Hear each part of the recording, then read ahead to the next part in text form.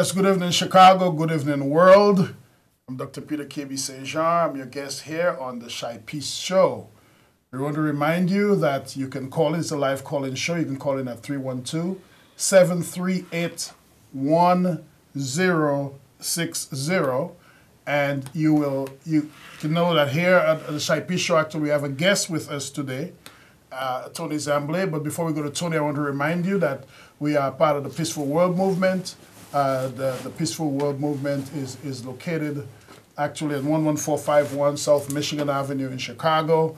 Remember, again, you can call in live at 312-738-1060. This is the second show in our series of 13 weeks.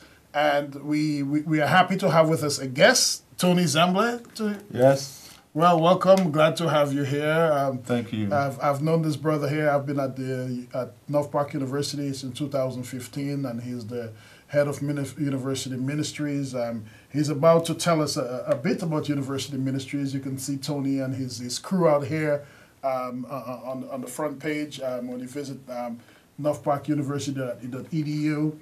One of the things that Tony prides about is the Global Partnership Program. He'll talk to us about the Global Partnership Program, and he'll talk to us about urban outreach. So introduce yourself to our viewers. Yes, my name is Tony Zamble, and I am delighted to be here at this show to talk a little bit about what we do at North Park University and the opportunities we have to serve our community in ways that create and make peace.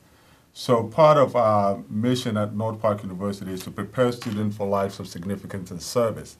And that means that we need to find creative ways to help young people understand who they are better so that they can be contributors to their society, wherever they might be. Mm-hmm. Right? So for us, we have multiple avenues for people to connect with our programming. That people, although it's a Christian university, not everybody has to be a Christian. So we make sure that there are on-ramps for everyone, regardless of where they are in their faith journey, or no faith at all, to be able to participate in what our organization and our institution provides for students. Yes, and as you know, our Shy Peace show, the idea of Shy Peace is Peaceful Chicago. The idea is, how do we create a more peaceful Chicago? And for the next 11 weeks, we will be bringing various guests who, in their way, one way or the other, are helping to create a more peaceful Chicago, helping to create a more peaceful world.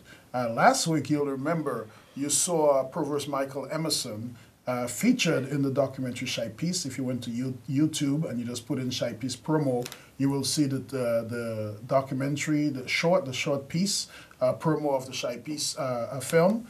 And you will, if you went to our website at www.shypeace.org, you will find information about ways that we are trying to create a more peaceful Chicago through the Peaceful World Movement, a nonprofit organization headquartered in Roseland at 11451 South Michigan Avenue. Let me again remind you that you can call in at 312-738-1060. So Tony, earlier in this year, you know, it seems so long ago because time flies. I went to Jamaica. I was a part of what is called a Global Partnership, and it was a wonderful experience. But you know, I can't say that I know a whole lot about Global Partnership, right? Other than the fact that the students I were given the opportunity to go to a different country and to be able to help the students live lives of significance and service, to serve the community, to learn something about themselves. But can you give us kind of a general idea about what Global Partnership is about? I think Global Partnership, it's helpful to situate Global Partnership in the larger context of what North Park University represents and what we're trying to cultivate in the student. The whole idea comes from this sense that students are better stewards of their time, of their resources, if they know who they are. And they know who they are best in context, which means if they have opportunity to interact with different people, each person and each experience sort of speaks into their lives and gives them opportunity to understand themselves better, to understand the world they live in better, so that they can serve the world having known what their unique gifts and talents are, so that they be able to find their niche in the world to make a difference wherever they might be. So even though they travel to different places, there is still always an opportunity for them to come back and apply what they've learned to their local context. Well, we have a caller. Caller, thank you for calling. Caller, are you there? Do you have a question or a comment, caller? Yes. Yes, I am. Can you hear me? Yes, sir. All right. You know, first of all, you start at home. You have to start at home. If you don't have a mother and father... Is this regular, Ray? Are you listening to what we're talking about? It sounds to me, can you listen to the show and call in and something that relates to the show? Try again. Okay, let's get another call. Let's try again, caller. So, Tony, when we look here, we see global partnerships, right? Yes. We see through global trips that go through over the spring and the summer break. Students travel to all over the world to learning, to building relationships and serving, as you said, right? These trips are open to students of all different types of backgrounds and religious traditions. Yeah. In fact, there is something called a mission. People go on mission trips. Yes. And sometimes people confuse mission trips with global partnership. Can you tell us what the difference is? Yeah, well, the main difference has to do with perspective.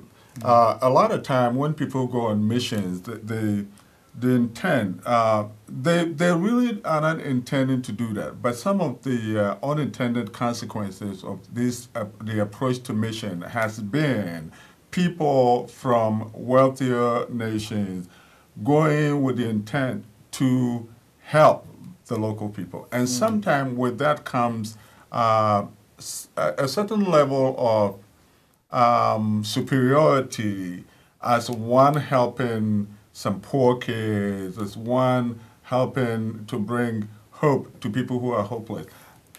The problem with that is that it removes the helper from the experience. It seems to suggest that they do not gain or benefit from that experience. For us, as an educational institution, we believe very strongly that when people interact with other people, regardless of their station in life, they have an opportunity to grow and to become better persons themselves. And that exchange is mutual. So we have to think in terms of mutuality.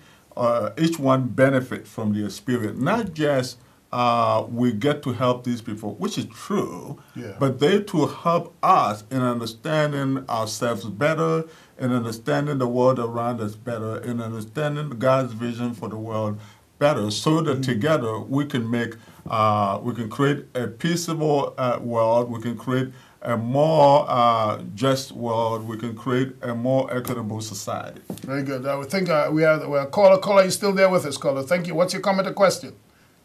Actually, I just had a question. I'm looking at the screen, and I see the words like Peaceful World Movement on the screen, and I'm just like, where do we get to a point in our society, and I want your opinions on this, where we have to have a movement for peace?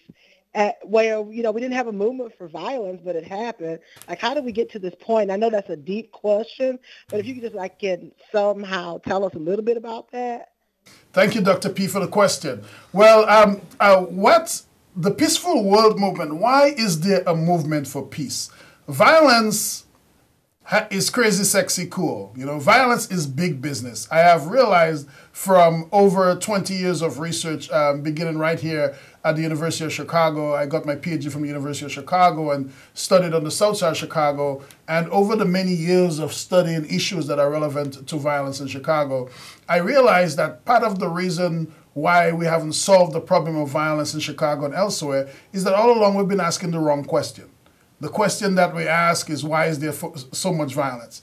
And when we ask this question, if we say, well, they're black, they're poor, they're on the south side, they're from the south side, they're single mothers, somebody's in jail, and so on and so forth. But for all of these people we meet like that, we find out that there are other persons themselves who live relatively peaceful lives. I believe from the data of my research that the real question to solve this issue of violence in Chicago and elsewhere is not the question of why is there so much violence. The real question is, why isn't there even more violence? And when you ask the question, why isn't there even more violence, even in places like Chicago, as crazy as this might sound, you get to find out that each day, everyday people are contributing in various ways to make peace profitable. And when I ask people in their lives, how do they make peace and why do they maintain peaceful lives, much of the answers are that they have found peace profitable. They don't say that per se, but what they say is that when they find peace in their lives, they want to hold on to that peace. Like my shirt here says, better me, better you. When they create a better person, they help to create a better world. And what I found and what I conclude is that a major solution to violence is to make peace profitable. So I created a nonprofit organization called the Peaceful World Movement. And the mission is to develop a peaceful world industry as a sustainable antidote to violence, crime, and delinquency. The idea is to build a business incubator where people can help make peace profitable in various ways. And so I'm just giving a short version of the answer. I'm not even sure if it's Dr. P. It doesn't sound like Dr. P. Caller, are you still there with me, or are you gone? I guess hopefully the caller is listening. So this is I am. I'm here. I'm still here. I'm here. Am I right? Is that the voice of the person I'm thinking, or is that somebody else? Oh, I have no idea. I plead the fifth. All right, and that's why there is a Fifth Amendment to the United States Constitution. You do not have to incriminate yourself, right? The criminal justice majors. And by the way, you guys are not going to see them because they do not want to be on TV today. But we have Adolfo Peter here, and we have Molly McComb in the back, our wonderful stalwart senior and junior criminal justice majors at North Park University I was about to say man in the phone, but since it's a man and a woman, we can't say man in the phone. They are human in the phone, right? Goodness. In the back, right? We have gender balance. We have a gender balance and a racial balance, That's right? Right here, right? We are a little bit of a small United Nation here. Me from Dominica, Molly from somewhere in Illinois, she doesn't want me to say, in the south suburbs, and Adolfo from this area here, in this section here of Chicago. Just a good representation of the kind of diverse community we are at North Park University. So did I adequately answer your question, caller? Anonymous caller. Our anonymous caller is gone. Hopefully I answered the question. And caller, if you are a regular viewer, I will continue to have some explanations about what can we do to make peace profitable? Now, when we talk about profitable, let's be careful now, because on this non-profit show, I'm not talking about making money. That's right. I'm not telling people to go out there and make billions of dollars. I'm selling peace. What I'm talking about is, when we talk about profitable, we are talking about something that can accumulate and be more valuable. Yes. So basically, I have developed actually a quality of life umbrella that has different components to quality of life. It has the economic component. It has the cultural component, it has the psychological component, the physiological component, it has the political component, it has the social component, and most importantly, it has the spiritual component. So it's like a 7-pronged umbrella of quality of life. So when we're talking about making peace profitable, we are talking about making it profitable on those 7 levels, making it beneficial on those 7 levels that we are talking about. And again, caller, you can reach us at 312-738-1060. Call in and ask questions to Tony Zamble. Ask us about the various calls, like what our anonymous caller called in about, asking about the Peaceful World Movement, what it is that we're about. We have just about 10 minutes left in our show, so we're looking forward to you calling us. So now, Tony, when I went to Jamaica, Terry Lindsay, who is now at another university, he had gone before, and he told me that the task was to do a few things. Number one, to have students who go overseas learn something about the culture. That's right. Number two, to have them learn something about themselves, because what you find is that sometimes, unless you engage somebody else's culture, you sometimes know very little about your own. Yes, absolutely. And the other thing, because North Park is a Christian university that is Christian, city-centered, and intercultural, we really believe in social justice. So usually the person has to join some sort of social justice effort, but not only help the people in that effort, but to also take on that bigger struggle. Is that consistent with what Global Partnership is about? Yes, it is. Part of it, we have like a 3-pronged objective. If you look at the vision of North Park University, is to create this institution of uncommon character where faith, learning, and service meet. Now, part at the intersection of faith, learning, and service is the individual and the transformation of the individual. And for education to be transformative, people ought to be taken away from their comfort zone. And what better uncomfortable zone is a foreign territory, where you meet people from different backgrounds, you are immersed in a culture that you really don't understand, that you have to learn on the spot. You have to learn how people think. You have to learn what kind of food people eat, which oftentimes is not exactly the kind of food you eat, right? So I think it's important for each person, when they travel, especially when they've had the opportunity to travel, to actually immerse themselves in that culture. And in the process, they'll learn something about their own culture. So when they come back, their eyes are open, and one person described such trip like a balloon. When you blow a balloon, it gets to a certain size, it will shrink, but it never goes back to the exact same size it was before. So for students, when they have this opportunity to go, where they come back, they ultimately fall back into their ways of life before. But they never completely forget that experience. It becomes an integral part of who they are. And in the process, it helps them interact with the world around them a bit differently. Wow, this guy sounds so good. I was about to tell him that he needs a promotion, but he's already the boss. He can't go any higher. Can you imagine that? So Yeah, tell us, well, I can use the money, though. hey, whoever is responsible to give Tony my money, listen up, right? Yeah, that's right. I'll send it to my boss, yes. Who's your boss? You have a boss? Yeah. Jesus Christ, right? Yeah, absolutely. Yeah. That's the boss. We'll live it that way. So, Tony, tell us about this shirt. Better News. # Better News. Yes. Better News comes from a passage in the scripture, Luke chapter 2, verse 10 through 12. And it's a theme for the year, is that when Christ came into the world, he came to make this place a better place. And he has charged any and everyone who calls themselves a disciple or a follower of Jesus to be better news wherever they are. So when you talk, especially in the context of Chicago, when you're talking about peace, how can you as a person of faith make a difference to bring about peace in Chicago? How can you, and it's not necessarily big issues, creating a rally or things of that nature, but how do you live in a way that your neighbor sees you as a good news? How do you live in a way that people in your immediate circle, if you're a student in your classroom, how do they see you as good news? If you are a faculty member, how do your other faculty members on your particular campus see you as better news? Like wherever you are, you ought to be the light in that place. You ought to be the one who brings joy in that place. You ought to be the one who brings hope in that place. So to be better news is simply to be a better version of yourself, so that in the process you make the people around you better. Wow, that's some powerful stuff. You know, it's no coincidence. I'm going to tell you guys about some better news, and Molly and Adolfo in the back are doing some better news research. I'm going to get them on camera one of them days to tell you about that. But meanwhile, we're going to take a call from the caller. Caller, do you have a question or a comment? Yeah, I do. I have a question for Tony. I have a question for Tony. Thank you, caller. So my question is, everyone can't travel, right? And everyone doesn't have the opportunity to go to higher ed. So how do you bring that global perspective, life outside of your community, to people so that they can still feel the worldliness of peace, if that makes sense?